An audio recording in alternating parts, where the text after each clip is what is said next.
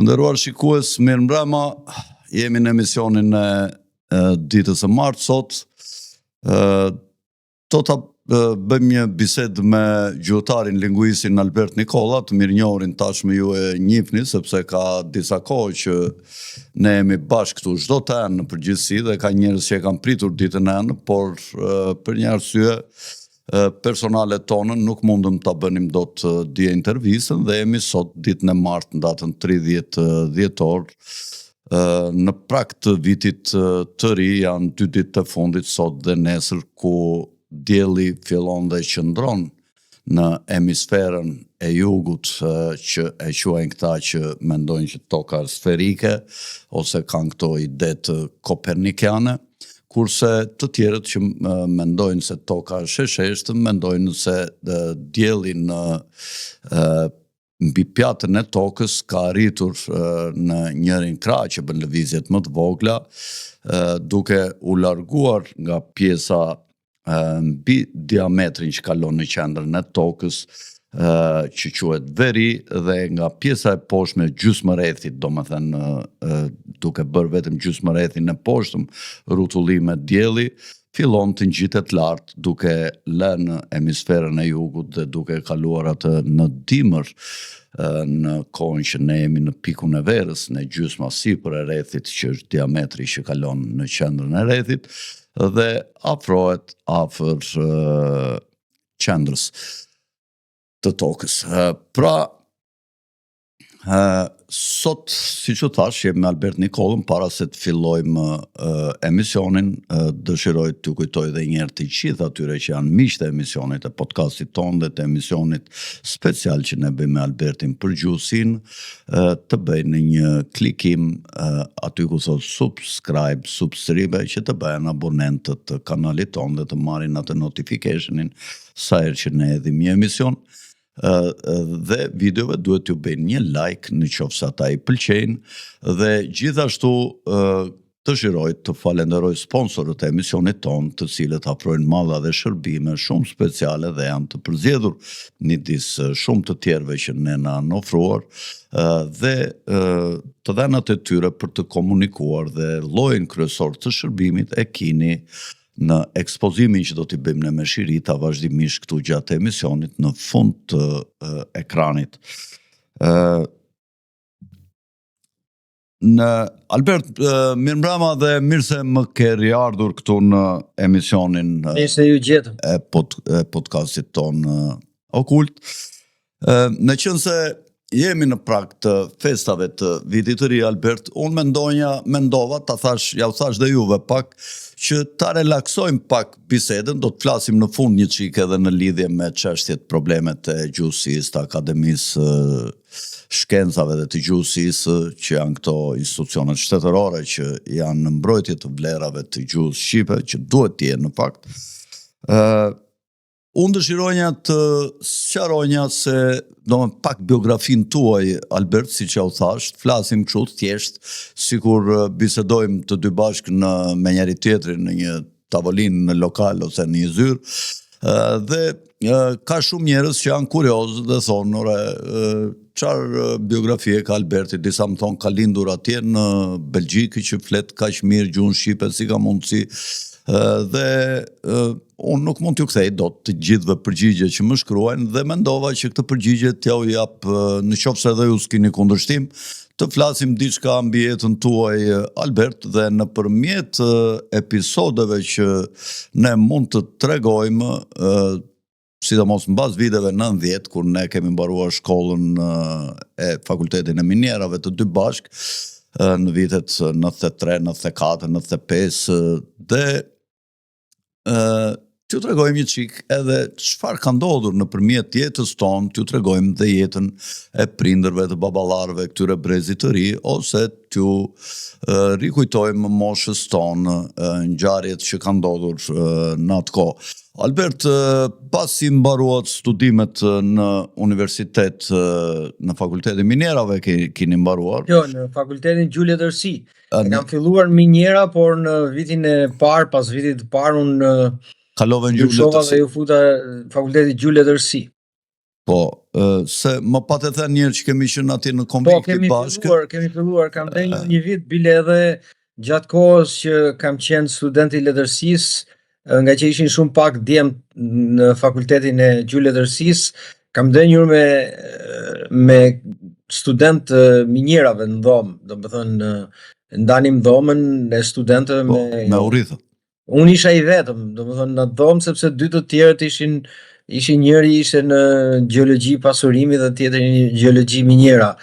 Po janë vitet bukura, nuk është se ka pas një ndarje, sepse fakulteti i gjeologjisë quhej BFU, baza e furnizimit fakultetit filologjik, se tek ne kishe vajza dhe inxhinierët. Edhe uritha trini gjithë ditën aty. Nga ne, do më thënë. Po, ashtu si dhe unë që. Në mënyrë, pikë së pari njerë gjej rastin ti përshëndes gjithë shikuesit e podcastit tuaj që janë shumë edhe që nga njëherë më telefonojnë dhe në orë pune ose më shkruajnë mesazhe.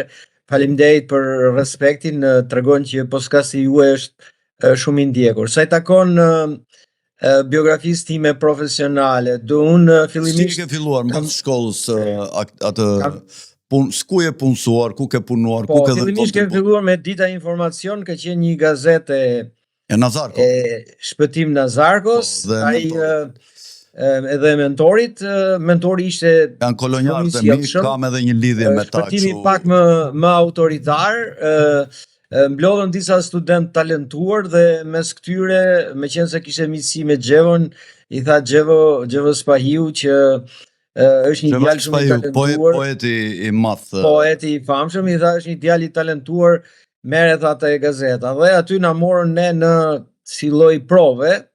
Do më thënë, na paguanin me honorare, jo me rroga, dhe aty ishte momenti që unë fillova të ingranohem në gazetari, sigurisht kisha botuar fillimisht mendimin e Remzi Lanit edhe të Sami Milloshit, disa artikuj në gazetën Zëri i Rinis në atë kohë, që nuk ishte mbyll akoma,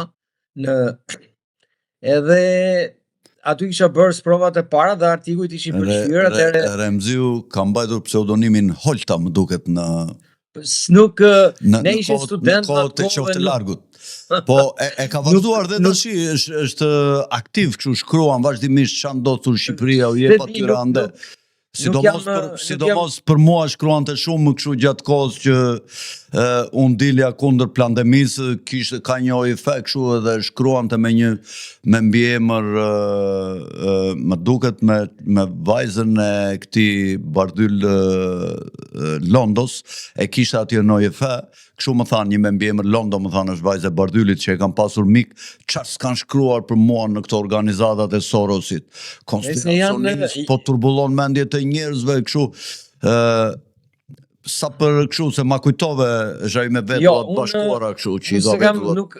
Të them të drejtën, nuk kam qenë njeri shumë i pastër, edhe nuk jam futur në thellësi, në atë kohë ishim student dhe nuk mendonim merrim ato honorare, kishim nevojë për ato vjetrit ka shumë këllira që kanë qenë shumë gjëra i kam marrë vesh më vonë, por spiononin ke sigurimi i shtetit kanë qenë fundërinat e kombit. Por ky që Sami Milloshi ka qenë njeri shumë pozitiv. Sami nuk e njoh. Sami Milloshi ishte nga jo, e njoh kështu si me origjinë, po e rritur në Tiranë, po nuk e njoh personalisht. Partisë Demokratike dhe nëpërmjet Samiut kam njohur Remziun dhe me mua janë treguar korrekt. Më pas Remziziun thoj. Po, kur ne punuam si korrespondent kështu me honoraret e gazeta Dita, që duhet të them më ka rastis punoj në 2 periudha të kohë, aty Ilirian Zhupa, që ishte një poet i njohur në atë kohë, më tha që nuk po arrim të bëjmë dot një intervistë me Haxhilleshin, ish presidentin, dhe i thash që këtë intervistën mund ta realizoj unë, edhe sepse gjyshi im gjatë luftës i kishte shpëtuar jetën Haxhilleshit, edhe isha i vetmi person që mund të mpriste Haxhilleshin në audiencë, nuk e kishte harruar mirësinë e gjyshit. Edhe shkova dhe i realizova një intervistë Haxhilleshit për ku Haxhileshi e drejtoi intervistën kryesisht gjithë intervista ishte viti 1993-shin. Po kishte kurreshti atëherë, çfarë do theshin Po, këta kishte kurreshti të madhe dhe ky kishte ndenjur ish bolshevikët për regjimin e ri që ish vendosur në atë kohë. Ky Haxhileshi kishte nejtur si në heshtje të plot, domethënë edhe ishte surprizë e madhe, unë realizova një intervistë. Drejtonte me dorë të ekur në atë kohë Sali Berisha si president, ishte shumë autoritar, ishte njeriu më i fuqishëm i kohës. Ky Berisha që kemi parë më 2005-2013 ishte më i kamufluar, pavarësisht edhe në këtë moment ka qenë shumë i fuqishëm, po e fshinte pak fuqinë dhe qeverisja dukeshte si republikë parlamentare, po në fakt ishte republikë kryeministrore, po jo kaq kryeministrore sa që ka Ja, do t'i shpjegoj gjatë do t'i tregoj gjatë ishte një moment që atje. Po, Haxhileshi domethënë e quante Sali Berishën krye tradhtar në atë intervistë. Edhe si ish komunist që kishte trajtuar idealet. Po, ndodhi një përplasje mes Ilirian Zhupës edhe vëllezërve Nazarko. Iliriani u largua, ishte kryeredaktori i gazetës dhe menjëherë pas saj ai krijoi gazetën Populli dhe nxorri gazetën Populli. Në fakt unë nuk punova asnjë ditë në gazetën Populli, por në momentin që ky dështoi në gazetë, sepse nuk po jeste gazeta, nuk shitej, ky kishte ruajtur intervistën e pabotuar të Haxhileshit dhe e botoi në mënyrë të befasishme, pa më sinjalizuar mua, dhe gazeta u shit me një numër shumë të madh, shkoi deri në 150.000 kopje, sipas informacioneve që kisha. Njerëzit turreshin ta blenin atë gazetë dhe ishte viti 1994, domethënë e botoi mas një viti, pa lejen time, sepse unë do ta kisha refuzuar në mënyrë absolute. Botoja një intervistë të cilën e kisha planifikuar ta botoja te gazeta Dita, po që po dilte te gazeta, nuk do e lejoja dilte në gazetën Populli, dhe vetëm pasi intervista u botua, ky më thirri në lidhjen e shkrimtare dhe më tha që kishte akorduar një shumë të madhe parash për intervistën. Sigurisht unë i refuzova ato para, i thash që jam student dhe nuk kam kohë ta ndjek nga ana gjyqësore, por ky veprim më cënon shumë sepse vën në rrezik jetën time, sepse në atë kohë sigurimi i shtetit kryente punën e vet, shiku. Dhe në fakt nuk e ke nxjerrë emrin tënd atje, intervistoi? Po, me emër, me të gjithë, Albert Nikolla, njërin e tjetrën, por në fakt nuk është se pata ndonjë problem me shikun, domethënë si duket, ata e dinin që isha student, e dishin, nosha kishin përgjuhë dhe bisedën time që pata me Ilirian Zhupën dhe nuk ndodhi gjë. Por hakmarrja erdhi në momentin e temës diplomës. Në atë kohë ishim në vitin e 4 dhe po përgatisnim atë fundin e studimeve dhe do mbroj tema diplomës. Unë do mbroja temën e diplomës fakt me përçështje gjyqësore, por në 6 muaj para se të mbroj tema diplomës, ky Aurel Plasari, që ishte zëvendës dekani i fakultetit, erdhi dhe më tha që temën e diplomës do ta udhëheq unë.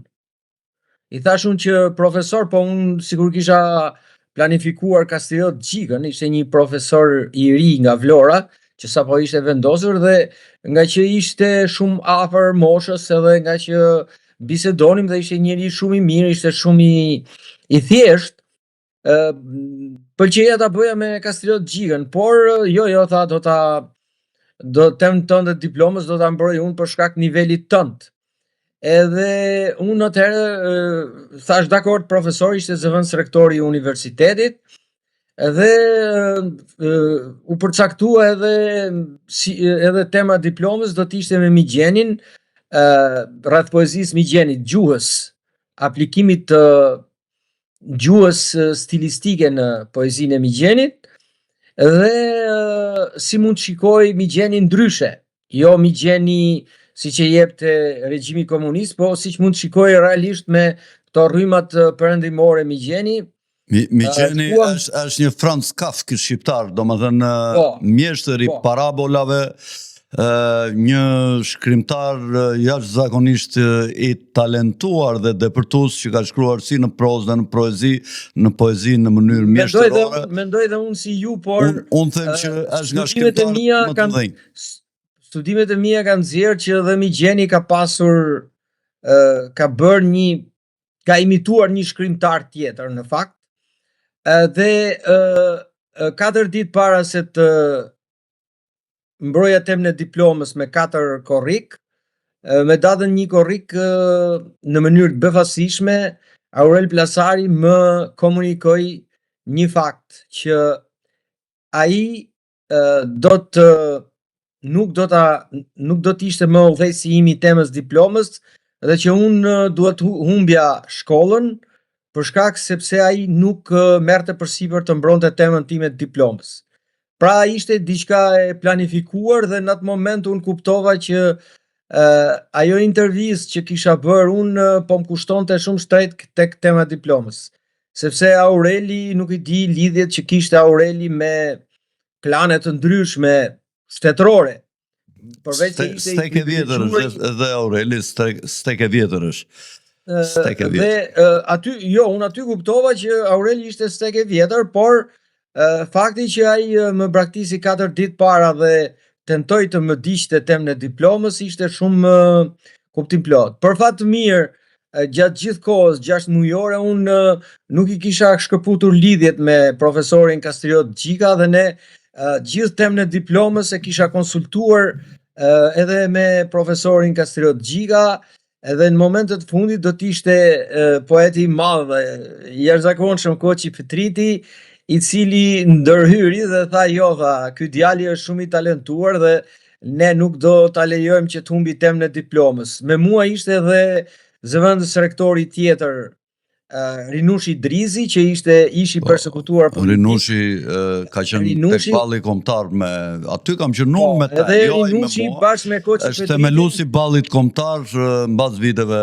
90-91, që në momentet e para kemi qenë bashkë, unë kam qenë themeluesi Partisë Demokratike, shumë aktiv në ato ngjarjet e para, por pasaj u shkëputa sepse miku im në Korçë ishte një nga liderët e ballit për zonën e Korçës, Xhevdet Kapshtica, i dënuar politik me shumë vite, më rekomandoi që të largohesha nga Partia Demokratike, kur pa që aty në krye dolën Sali Berisha, Gramos Pashko, e këta tjerët që ishin pinjoll dhe të caktuar nga komunizmi dhe më tha që aty karriera jote mund të jetë mund të dështoj, po mund të jetë dhe tragjike. Prandaj largohu që aty dhe shiko mos krijoni ballin kombëtar dhe me Rinushi Drizin, me Hysén Selfon, dhe me një grup tjetër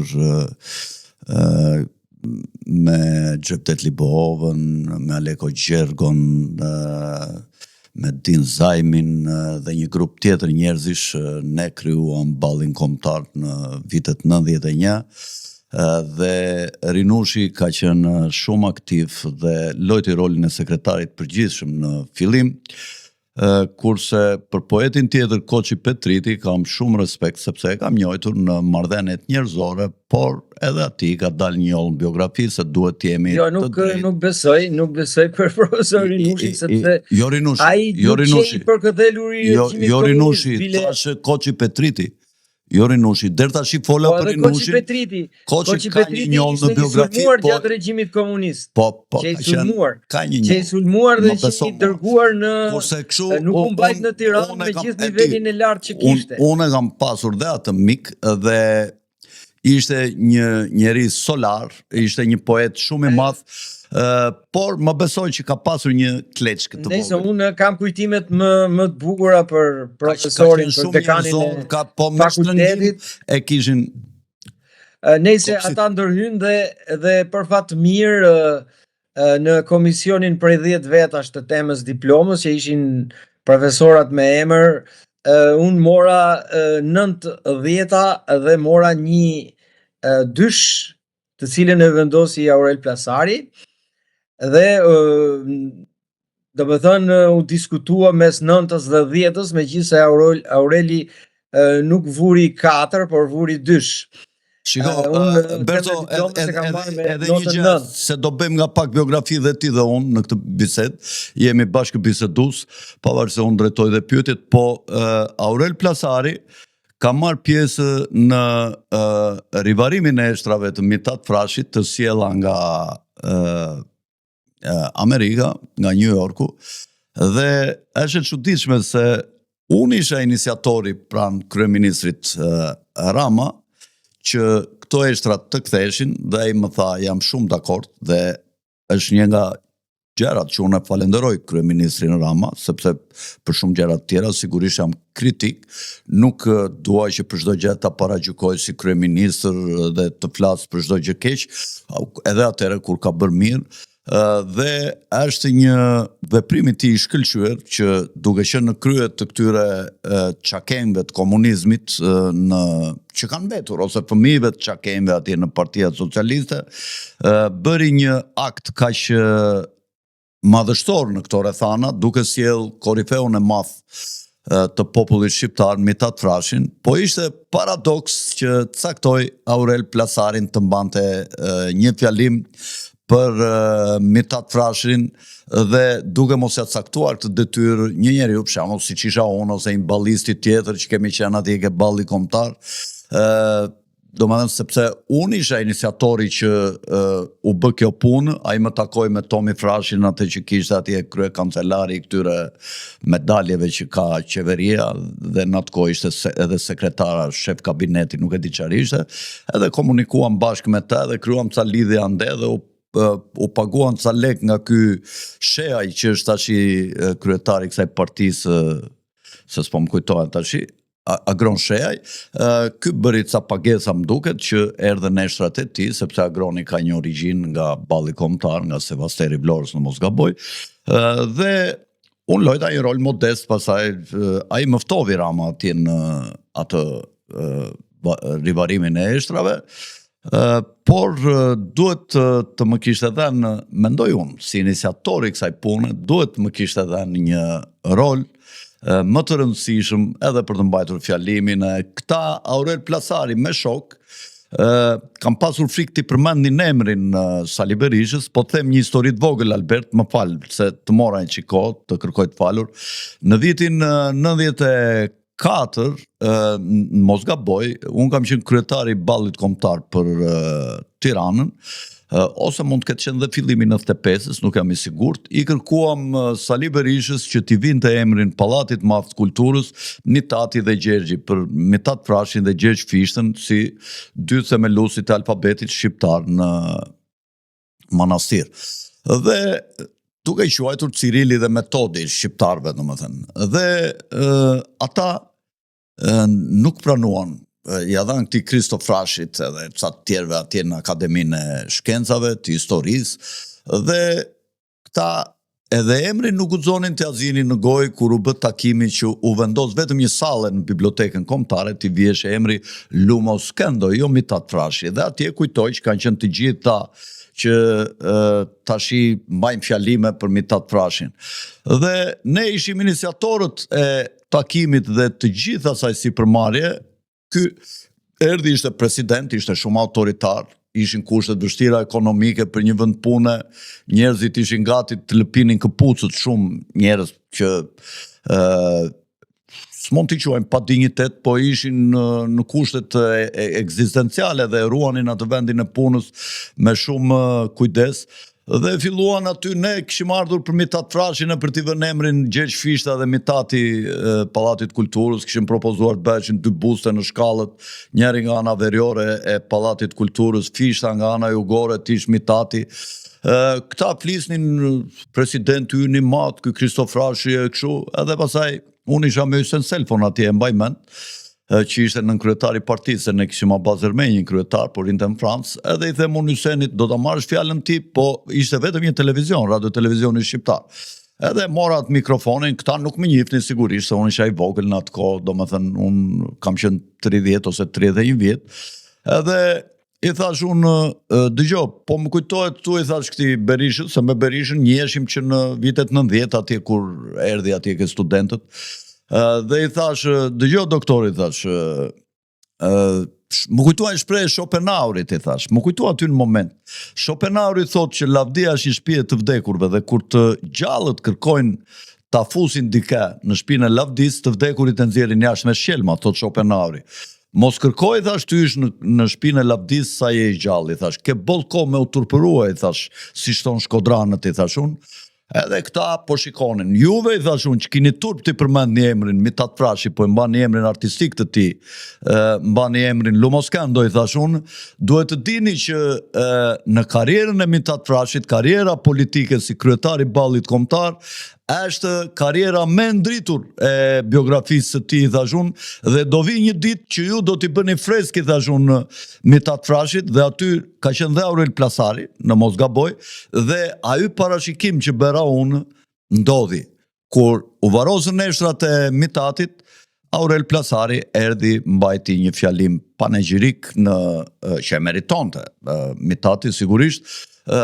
Aureli që është miku i Ramës, edhe Rama, dhe ishte një paradoks i madh që flisnin këta dy njerëz që Aureli baban e kishte në drejtor të Institutit Studime Marksiste Leniniste Ndreçi Plasari, miku i ngushtë i Nexhmijes, domethënë fliste Aureli, fliste Rama, djali i Kristaqit, për eshtrat e Mithatit. Mirë, Rama mund të fliste se ai ishte kryeministër dhe bëri sipërmarrjen për sjellështra dhe i caktoi vendin me vendim me ato shkresat e veta që bëjnë si janë këto rregullat ligjore, dhe mund të fliste, po ç'pun kishte Aurel Plasari të fliste për Mithat Frashin.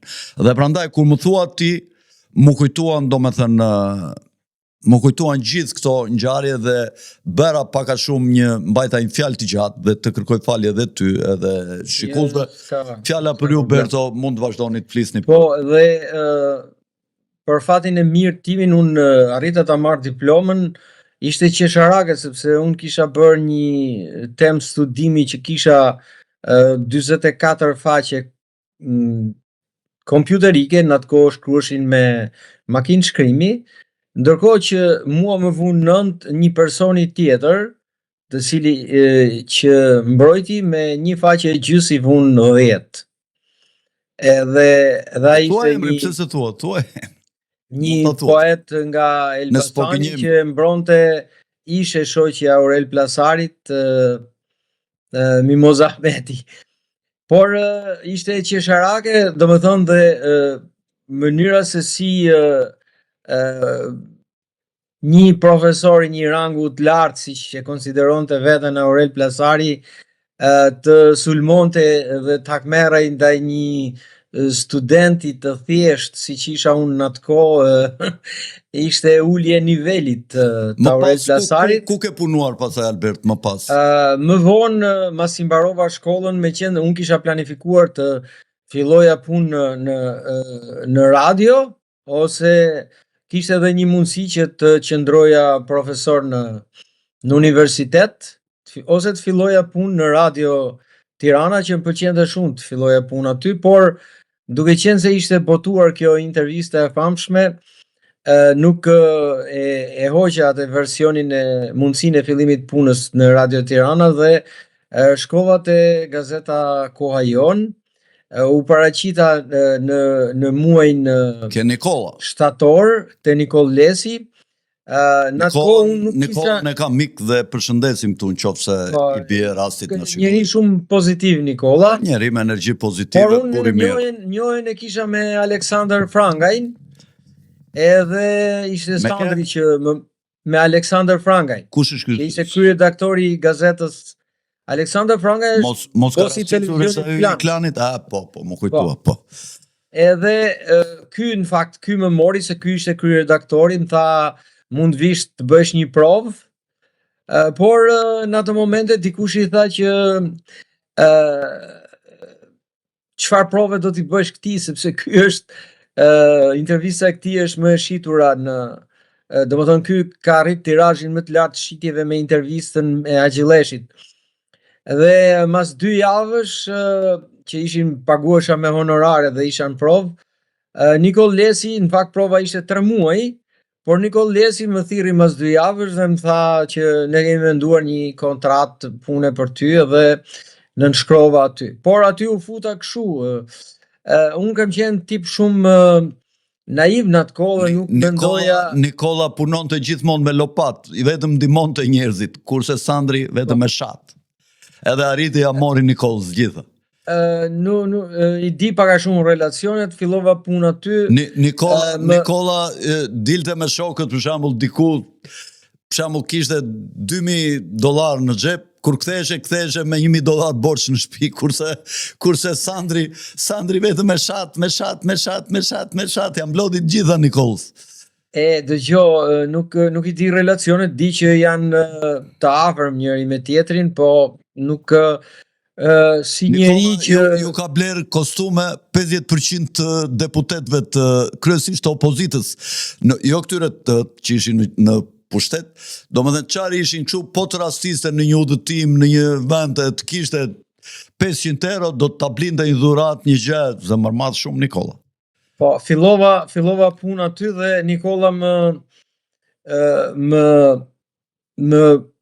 dha një pagesë që ishte më madhe se deputetëve apo ministrave, dhe më vlerësonte shumë Nikola, më vlerësonte jashtëzakonisht pa masë, po edhe ishte zemërmadh, bujar, mirëditor tipik, edhe allegro ishte, bënte shaka, i ndihmonte njerëzit. Gallataçi, i jepte muhabet, i jepte lezet. Për Nikolën kam përshtypje të mira.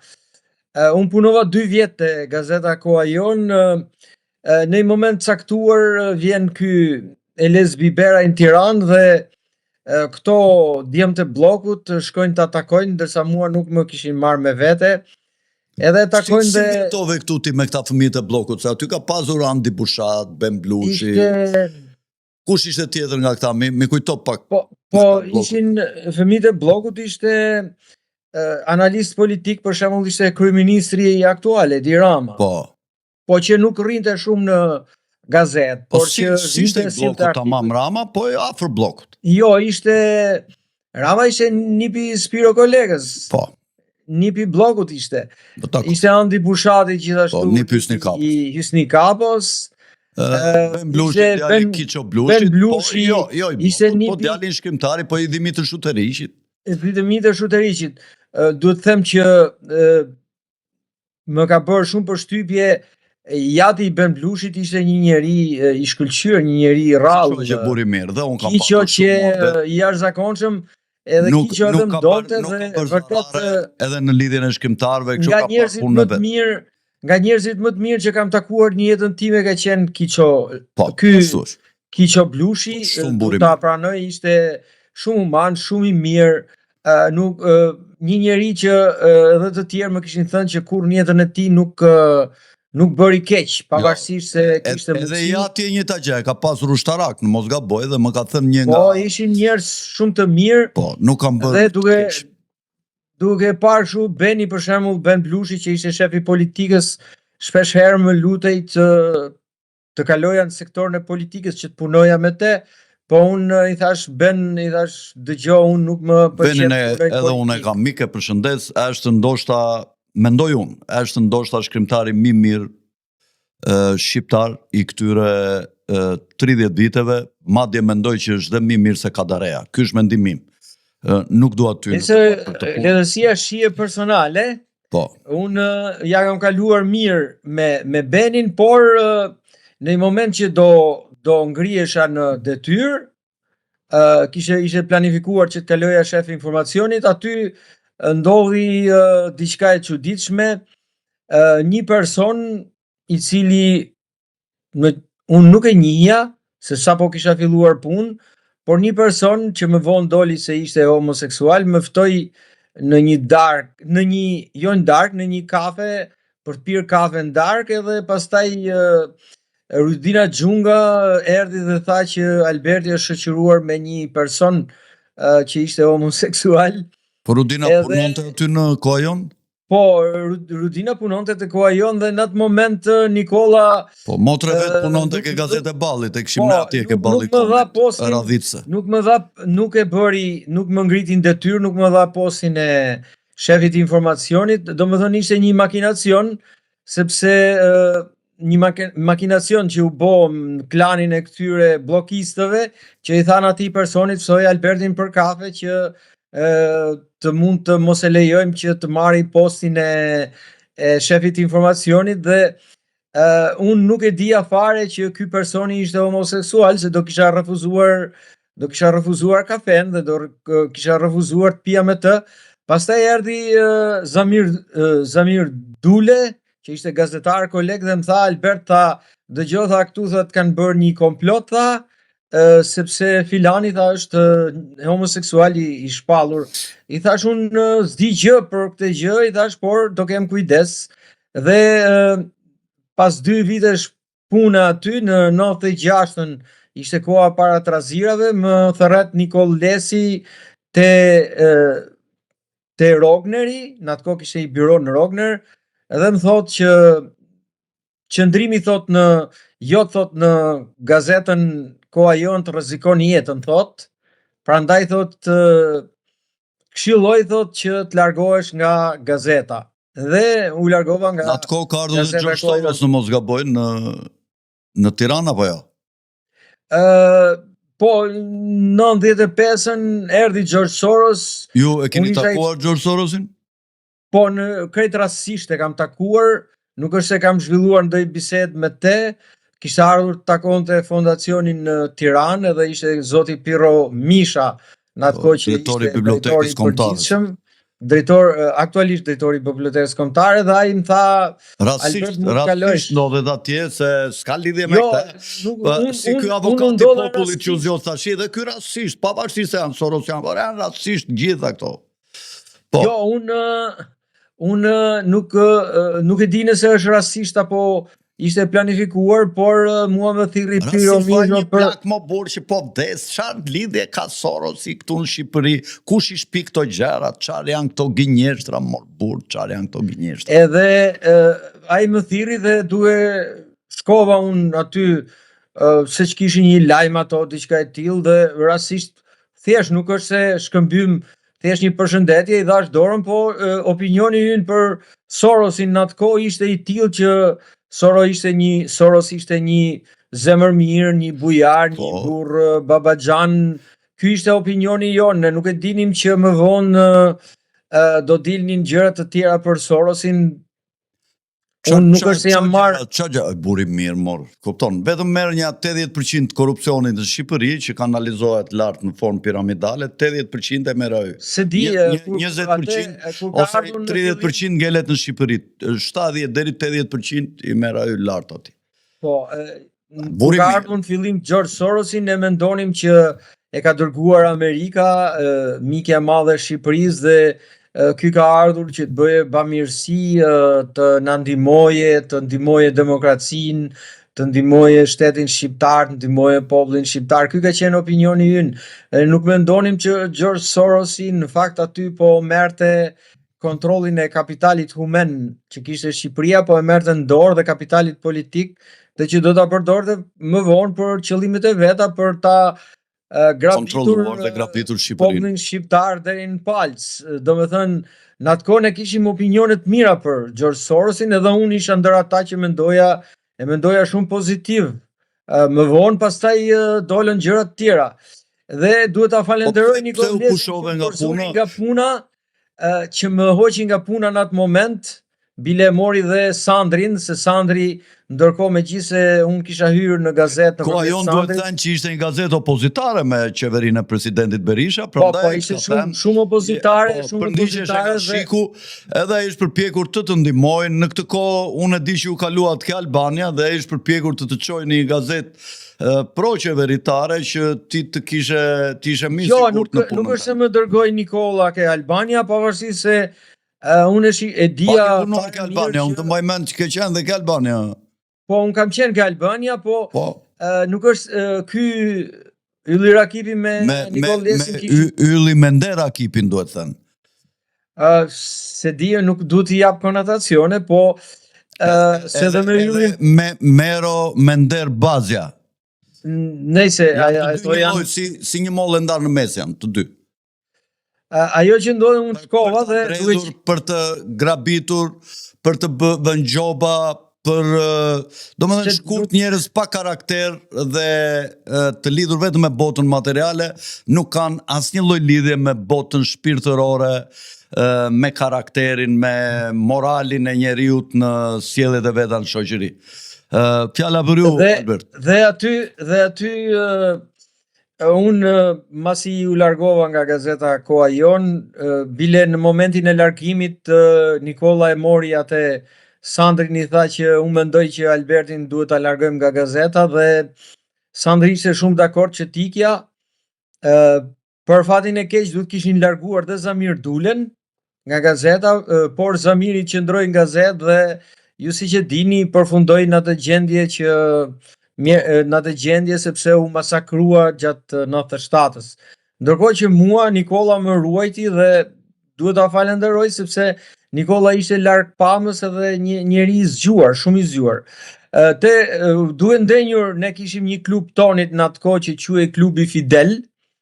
Edhe duke ndenjur te Klubi Fidel në Parkurinia, në përballë ministrisë. Po, Parkurinia.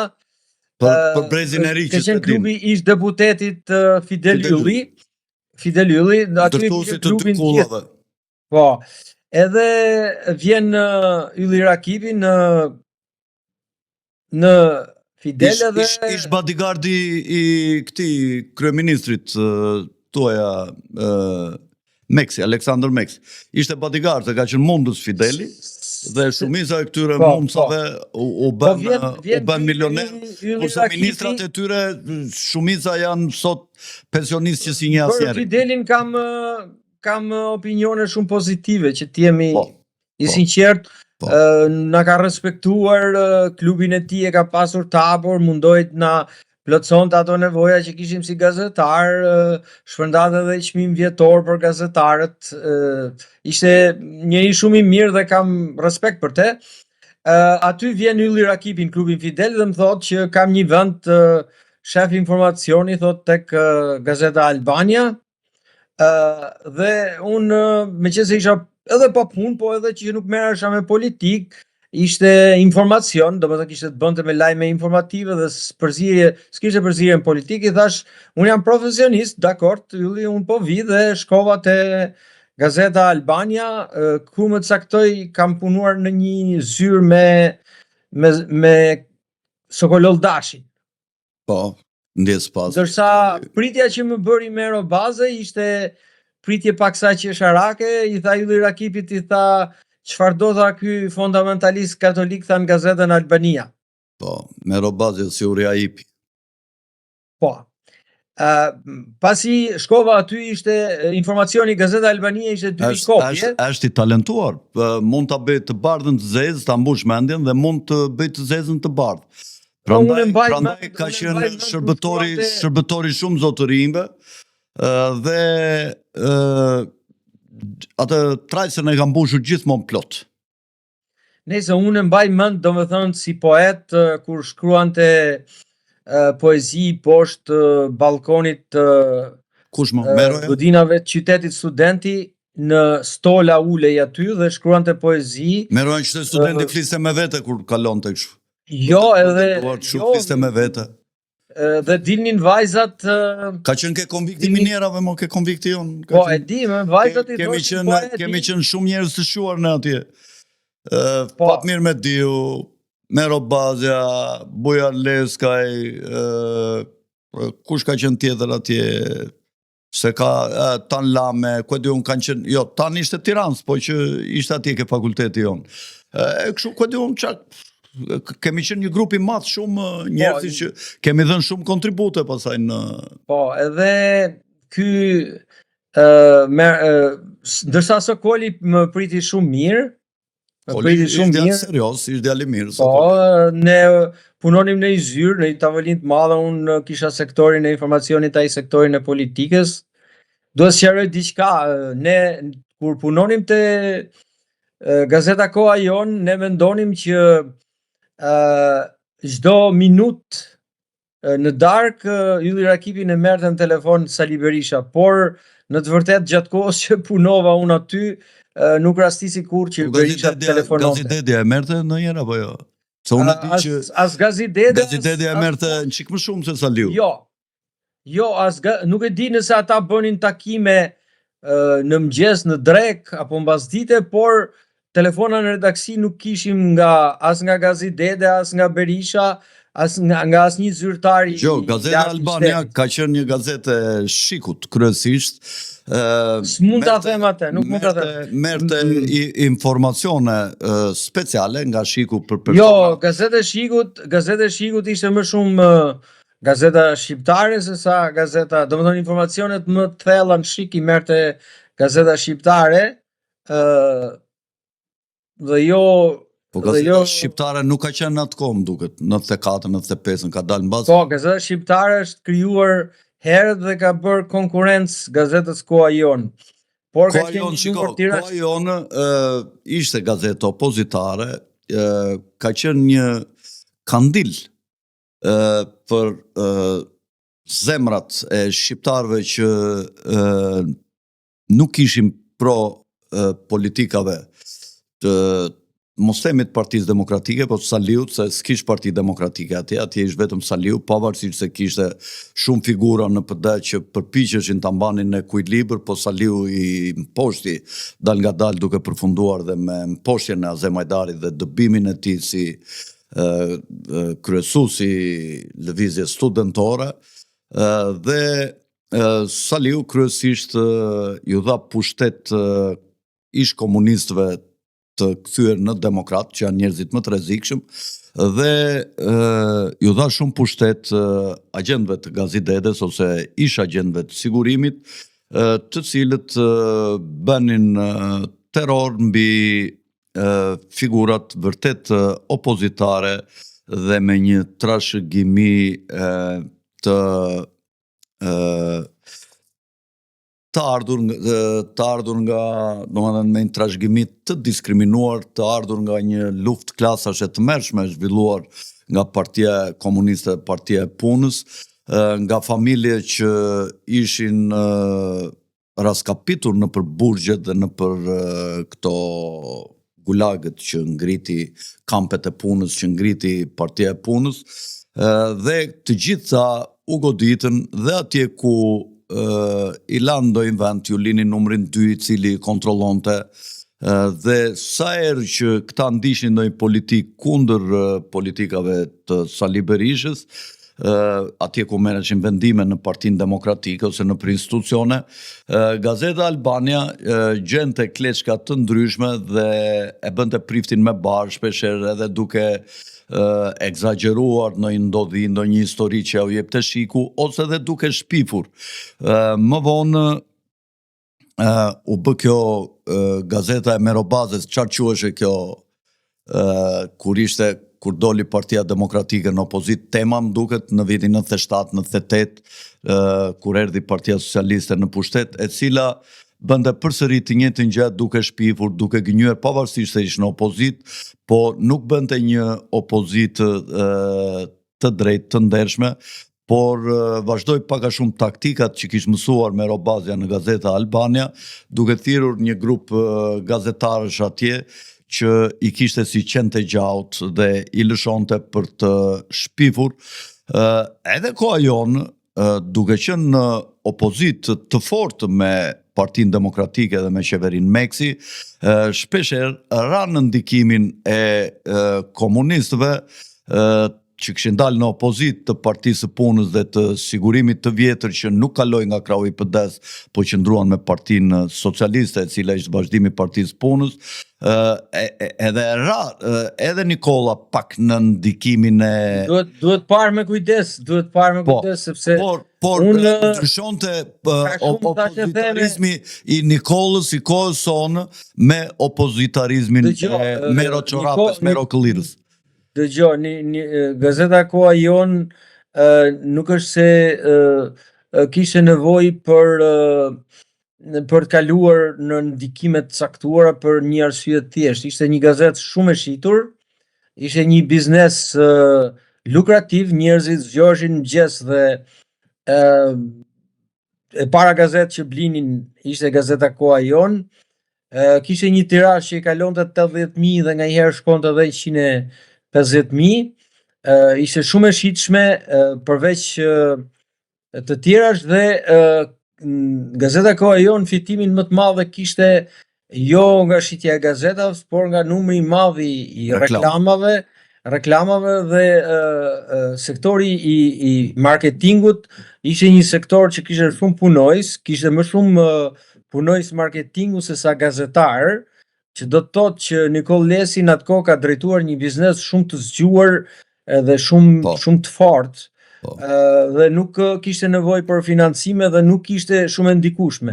Nikol Lesi refuzonte të merrte telefonata nga klane të ndryshme, pavarësisht se disa gazetarë ndoshta ishin ofruar në mënyrë të lezetshme nga qaqe të caktuara, por nuk është se ka qenë një gazetë shumë e pavarur dhe Nikolla si natyrë ishte një natyrë e pavarur që vepronte sipas bindjeve të veta. Ashtu është, por shiko, për të mbajtur gazetën në nivele të larta, përdorte informacione nga kanalet e ndryshme që i vinin dhe shpeshherë nuk kishin dhe mundësi t'i filtronin Nikolla vet, duke pasur gazetarët aty që the ti që kishin ardhur nga bloku dhe ata domethënë shpeshherë përpiqeshin domethënë sapunin ta shisnin për djathtë. Sepse gazetarët te Nikolla po të punoje te Gazeta Koha Jon ishe vënë në shënjestër direkt dhe ishe shumë e vështirë të punoje te Koha Jon, ishe në presion. Edhe marrja e informacionit që bënte Koha Jon, unë e kam përjetuar vetë, kam qenë gazetar, ne na mbylleshin dyert në institucione, ne na mbylleshin dyert kudo për të marrë informacione, pra ne merrnim informacione me shumë vështirësi. Albert, ju keni bërë dhe një intervistë të famshme me sa mbaj mend unë, Kasem Trebeshines. Jo, kjo ka ardhur më vonë. Po verbohet, nuk e di si e kishte titull. Po. Kjo ka qenë më vonë. Unë fillimisht kam punuar te Gazeta Albania tar 6 muaj dhe në momentin që disa njerëz rrafën këte Preq Zogajn dhe këte Neritan Cekën, në atë kohë unë isha shumë i pastër, i sinqert. Unë e qua një fyrje të madhe dhe pash që pushteti ishte një pushtet abuziv dhe thash që unë s'do punoj më te Gazeta Albania sepse këto mbajnë krahun e këtyre abuzuesve.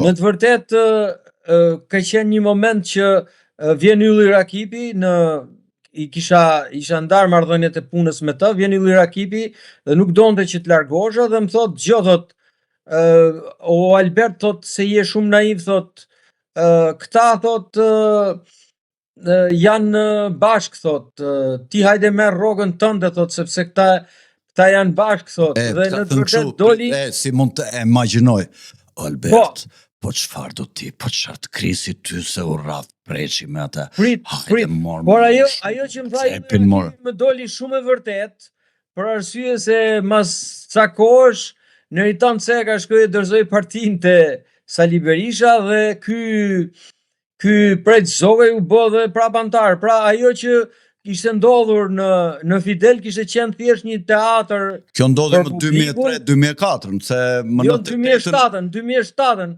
ishte një lajm që u dha dhe nga Euronewsi. Dhe unë budallaj lash vendin e punës, shefi informacionit aty, sepse më vrau ndërgjegja që nuk duhet punoja në një gazetë që ishte në krah të pushtetit, sepse u rrafën 2 personalitete publike. Pra çdo gjë ishte një teatr dhe aty e kuptova. Më vonë pastaj kalova te Gazeta Shekulli, 98-ën ishte një gazetë që me tre Koço gazetarë, Koklimës. me gazetarin Skënder Mingjozi dhe Betra Jakin Kipçi. Marena, u bëm së bashku dhe i tham presidentit të asaj kohe, Koço Kokdhima, që duhet uli çmimin e gazetës. Dhe Koço kishte një tirazh t'ulët gazetën dhe tha jo, tha se unë dal me humbje. I tham ne që unë i thash që dëgjoj zoti Koço, gazeta nuk fiton nga shitja. Gazeta fiton nga reklama. Marketing. Në qoftë se ti do ta ulish në 200 lek të vjetra gazetën, do ta blejnë Shumë njerëz dhe ty pensionistat, do do të ta vinë blejnë reklamat. shumë njerëz, edhe ty do të rritet tirazhi dhe me rritjen e tirazhit Do të vinë reklamat. reklama dhe do jesh me fitim. Dhe në fakt ishte momenti aty që u falimentua gazeta Koha Jon, sepse në atë moment mori shumë fuqi gazeta Shekulli, shkoi 80.000, shkoi 100.000 kopje, kishte raste që shkote edhe 150.000 kopje, edhe gazeta Shekulli mori pozicionin e gazetës Koha Jon. Shkruaj edhe unë aty kur që lufta në Kosovë, kam shkruar shumë editoriale në gazeta Shekulli, njifesha me Bertra Kiplarin si korçar, edhe ja dërgonja ati shkrimet dhe ishin botuar dhe madje unë nuk e dinja që ata më paguanin, më jepnin honorare dhe mbasi kaloi pak kohë, jo pak kohë, kishin kaluar 2-3 vjet që unë jepja aty në një shkrim, 2-3 shkrime në javë, dhe më merr Bertra më merr një nga këto të financave, ja kishte edhe numrin Berti dhe më thonë që ore ke për të tërhequr nuk e di, ishin ja 40-50.000 lekë vjetra në atë kohë, po më 98-ën ishin shumë ato, ishin si me të thënë sot ajtë të rishë për jamë $700-800 ose $1.000. Dhe në ato momente që kishë shumë fukara lek, mua mu dukën goxha e mirë dhe u gëzova, u kënaqja, thash, ova shqyqyr, vajta i mora ato lekë. Qenë korrekt, Koço Kokdhima ishte korrekt në pagesat e gazetarëve dhe të honorareve të atyre që votonin aty. Unë kam pasur marrëdhënie të mira dhe me zotin Koço, dhe Koço në atë kohë mua mu dha drejtor sektori informacionit social, të cilin e realizova dhe në një moment caktuar vendosi të botonte dhe revistën Spektër. Dhe në revistën Spektër, në një moment kur revista nuk po este, dikush më tha që duhet të bësh një shkrim për revistën dhe në atë kohë unë isha njohje me kritikun e madh Ramadan Mysliu, i cili kishte një miqësi me Kasemin. me Kasem Tërbeshinën. Ram dakord, i them Ramadanit që dëshiroj t'i bëj një intervistë edhe një speciale dosier, dhe më priti Kasem Tërbeshina. Në atë kohë ishte i vjetër, më priti, kishim pirë disa herë kafe në bashk, por më priti të shtëpia dhe të shtëpia realizova një intervistë, ndërmjet tjerave më tha që po humbte shikimin. Dhe unë e kapa si moment dhe bëra një dosier disidenti po verbohet dhe mbaj mend atëherë që revista u botua ditën e shtunë, të hënën ishte shitur, u ribotua ditën e martë dhe u ribotua edhe një herë të njëjtën dhe u shit domethënë në 3 tirazhe të mëdha, botimi nga 20.000 kopje. Për një revistë ishte një gjë e rrallë dhe ka qenë një ndër shkrimet më të suksesshme. Më vonë ishte një shef i kulturës që më tha që dëgjoj, Kasemi është shumë i mërzitur me intervistën. Në të vërtetë Kasemi nuk kishte qenë i mërzitur, kishte qenë shumë i kënaqur. Në atë kohë ky Fatos Nana ja kërkoi një fond prej $20.000 që të shkonte dhe të kurohej në Rusi dhe iku kurua nga syt. Kishte qenë shumë i kënaqur me mua, po ky gazetari nga xhelozia që unë kisha bërë një Kasemi ti ndrit shpirti, njeri që Kasemi është i mërzitur me ty dhe Kasemi nuk do të takoj. Mike kam takuar her pas here, megjithëse kishim diferencë të moshe. Ndërmjet të tjera më thoshte edhe Kasemi nuk do të takoj, dhe unë nuk e takova kur më Kasemin me idenë që Kasemi më urrente për shkrimin, por në të vërtet Kasemi më kishte dërguar mesazh që hajde më tako dhe shumë faleminderit për shkrimin. O më thënë, kishte xhelozirat pafundme në ashtu, sa i takon Mero Bazës, në atë kohë kur unë largova nga gazeta Albania, që kalova te gazeta Shekulli më vonë, masi bëra një 2-3 muaj pushim. Mero Këllirët Ishte thuaj që- gjithmonë që ta kuptojnë njerëzit se mund të ketë ndonjë se ka dhe burrat mirë me emrin Mero. Mero Baze synonte të bëj një ministër i kabinetit Berisha, të ishte në kryesinë e Partisë Demokratike dhe më vonë kur Partia Demokratike të vinte në pushtet ishte një ministër. Berisha në fakt me sa u mor vesh pa të zgjedhur si person që lexonte dhe ndjente kënaqësi, lexonte artikujt e mi, edhe kishte shprehur një farë simpatie Berisha për artikujt dhe për punën që bëja unë informative diku. Dhe kjo kishte mërzitur Ylli Rakipin, saqë Ylli Rakipi vjen edhe më thot që dëgjoj Albert, unë po punoja me artikujt, po kontrolloja artikujt e gazetarëve. Mos haro, Ylli korreksioni. me nder Rakipi gjithmonë. Nëse unë do të e kam pas, nuk e kam fjalorit tim dhe nuk e përdor. Mirë, dakord. Vjen Ylli dhe Se mo- thot që shefi i madh jam unë këtu, sepse gazetarët dhe njerëzit aty kishin filluar të më thonin shef Alberti, shef Alberti, shef Alberti. Ylli u bë xhelos. Vjen e më thot një herë, i thash po mirë, dakord e di mo Ylli që shefi je ti sepse ti je në kryt. Erdhi herën e dytë prap, njëjtës mas 2 orësh më tha, dëgjoj Albert, tha, shefi jam unë. I thash e di o Ylli. Erdhi dhe herën e tretë më tha shefi jam unë. Atëherë unë qa bëra, nxorra çelsat e zyrës, i thash, me që je shefi ti, urdhno ku i ke çelsat e zyrës, edhe lash punën për gjysmë e hika. Dhe kjo, sepse aty po luftoj në fakt kush do të ishte një person që do merrej brenda në drejtimin e Partisë Demokratike, brenda gazetës Shekull, gazetës Albania. Me qenë se i ka unë, ky Sokol Oldashi ishte më fisnik, më ashu në një moment kur po kaloja para një klubi, ky nuk vinte të Fideli Sokoli për arsye Po, se ke Fideli vinin të majtët. Po, jo, vinin të majtët, vinin të shikut, vinin të djatët. Aty ishte një merre informacion nga të gjitha krahët. Fideli ishte një qendër e shërbimit e informacionit, një gjysmë agjenci lajmesh po e pashpallur, sepse aty shkëmbenin gazetarët, merrnin informacione, siç funksionon gjithë vendet e tjera të botës. Edhe më thot Albert, hajde pimi kafe, më thot Sokoli, ulemi, edhe më thot as të vjen, nuk do të vinte keq ty që te Partia Demokratike të shkoja unë. I thash unë, zoti Sokol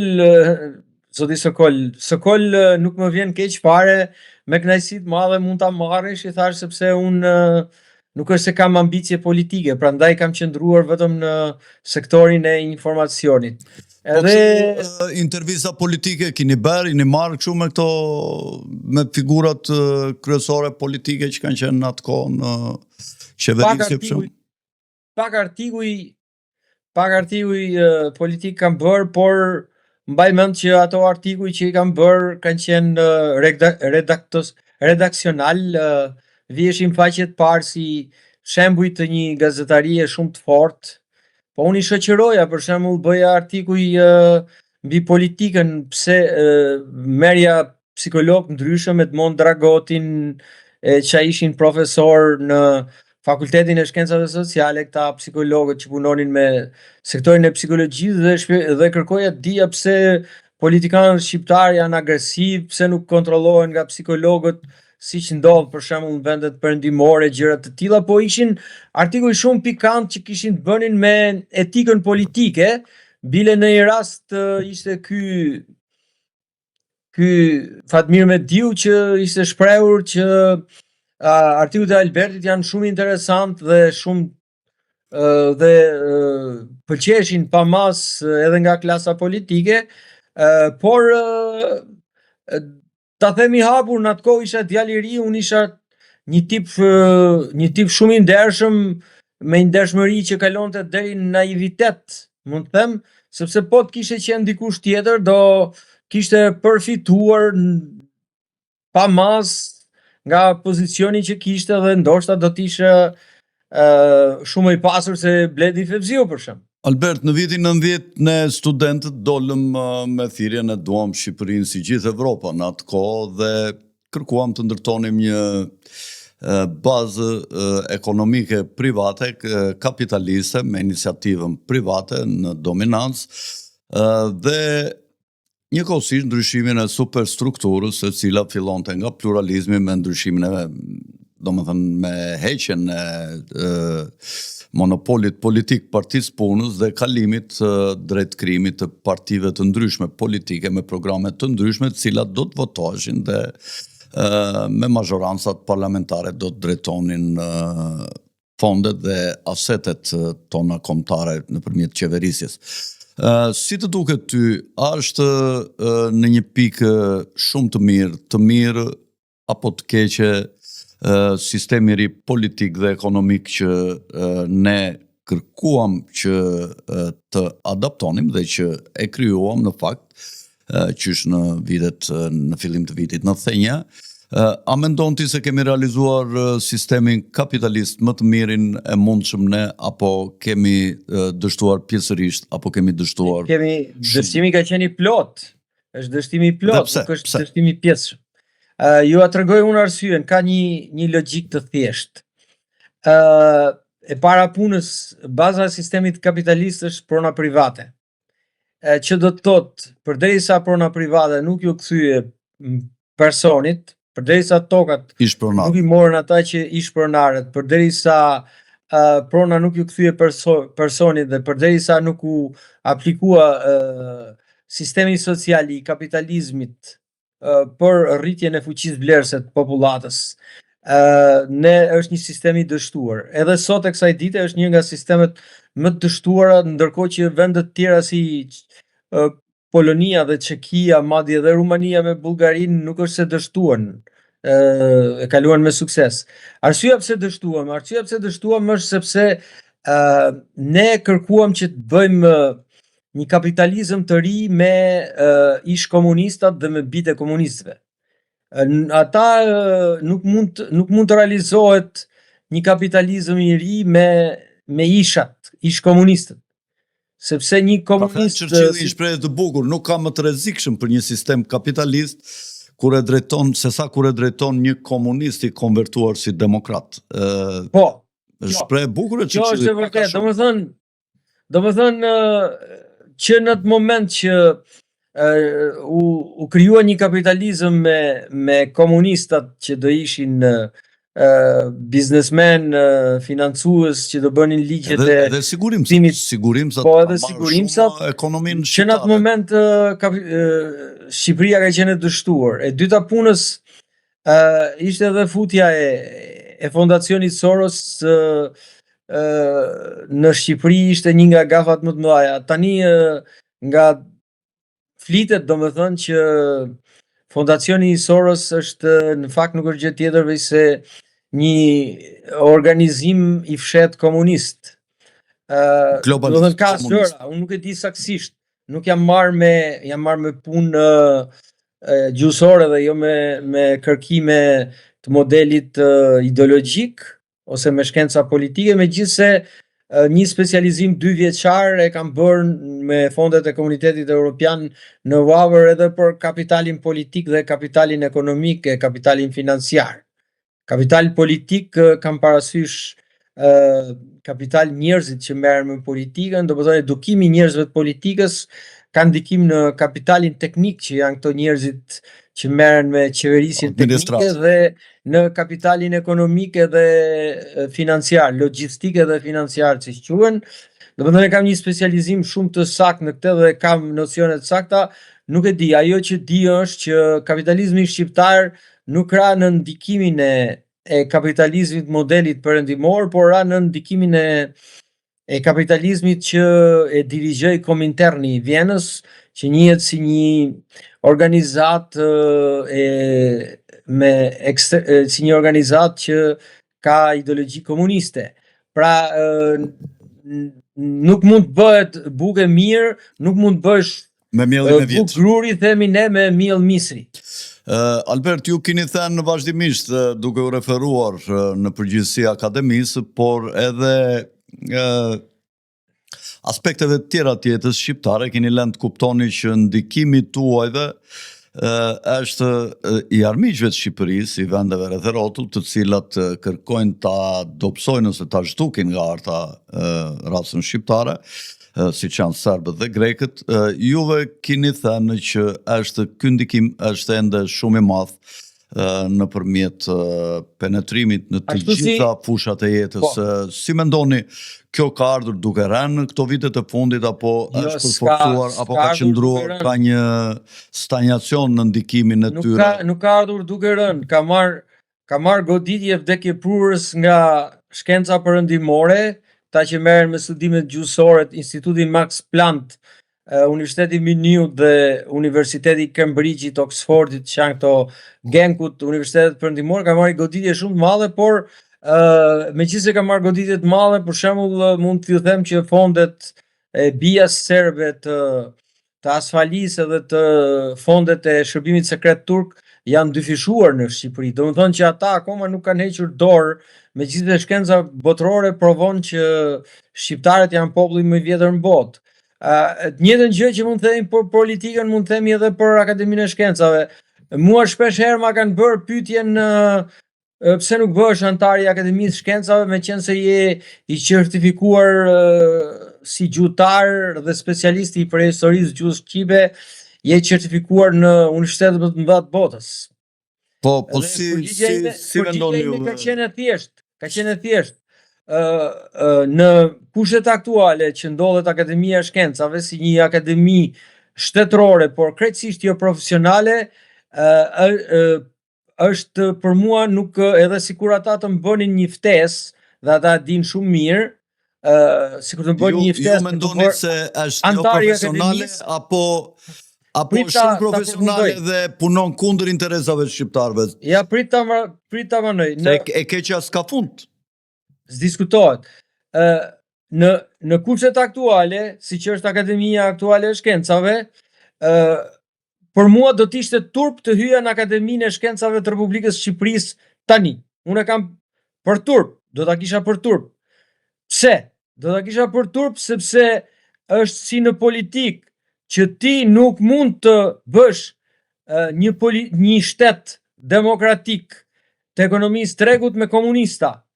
Edhe në Akademinë e Shkencave nuk mund të bëhet një akademi shkencash perëndimore me ishat e regjimit komunist. Pra, është shumë e thjeshtë. Aktualisht Akademia e Shkencave të Shqipërisë akoma nuk ka hequr ideologjin nga sistemi. Për shembull, albanologu i parë është Mikloshiqi për ata dhe Mejer, të cilët nuk kanë qenë fare albanolog, ata kanë qenë slavolog, dhe kanë qenë të dy armiq të gjuhës shqipe.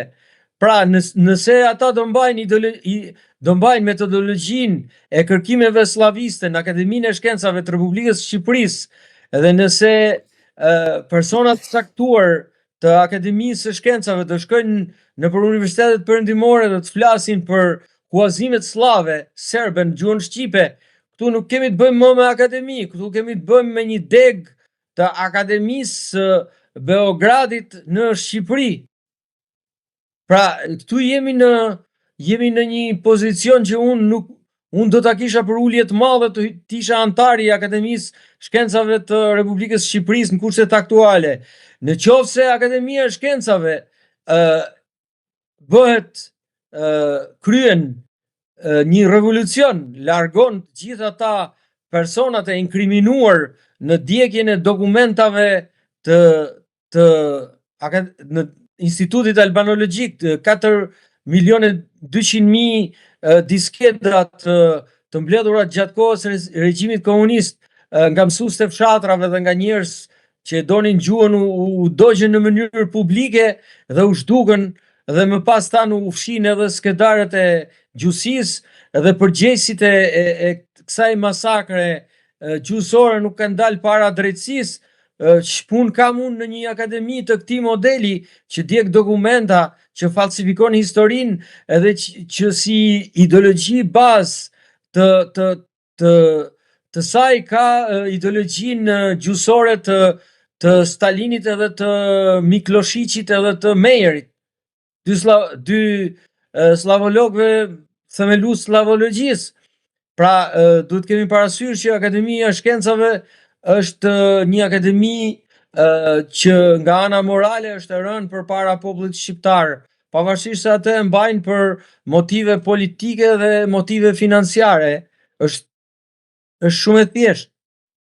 Unë nëse kjo akademi do revolucionarizohej në aspektin pozitiv të fjalës, do merrte metodat më të fundit të gjuhësisë edhe të kërkimeve gjyqësore të shkollës perëndimore, sigurisht unë do të isha gati për një reformë të thellë në akademi dhe për ta vënë në një nivel europiano perëndimor. Këtë mund ta bëja dhe do bëhesh antar i akademisë, por në kushtet aktuale në këtë moment në asnjë mënyrë nuk do pranoja të isha antar i kësaj akademie. Aq më tepër të jem antar i një akademie me njerëz të cilët kanë dështuar, sepse duhet të jemi të sinqert edhe duhet ta themi hapur, që pavarësisht nga disa gjëra pozitive që kanë punën e Qerem Çabejt, e Qerem Çabej është i tejkaluar në aspektin gjyqësor. Është tejkaluar krejtësisht. Por edhe gjuhëtarët e tjerë, unë tani që kam libra dhe dokumenta nga arshiva amerikane, nga arshiva franceze dhe nga arshiva gjermane, kam mësuar që regjimi komunist nuk është se janë bërë kërkime gjyqësore të një niveli të lartë, janë kopjuar veprat e lindasve të mëdha, Jerenin Derada, Pashkovasa, ata i kanë kryer studimet gjyqësore, këta që shahen dhe konsiderohen si pellazgolog sot, ata i kanë kryer studimet më të mëdha për gjuhën shqipe. Këta nuk kanë bërë gjë tjetër veç se kanë vjedhur studimet atyre dhe i kanë paraqitur si të tyret. Ose i kanë deformuar dhe madje i kanë edhe deformuar. I kanë deformuar dhe i kanë vënë, domethënë duhet kemi parasysh që Akademia e Shkencave të Serbisë nuk është për të ndihmuar gjuhën shqiptare, sepse serbët e kanë shfaqur agresivitetin e tyre në politikë dhe drejtohen nga politika. Të flasim hapur edhe për studimet e Qerem Çabejt.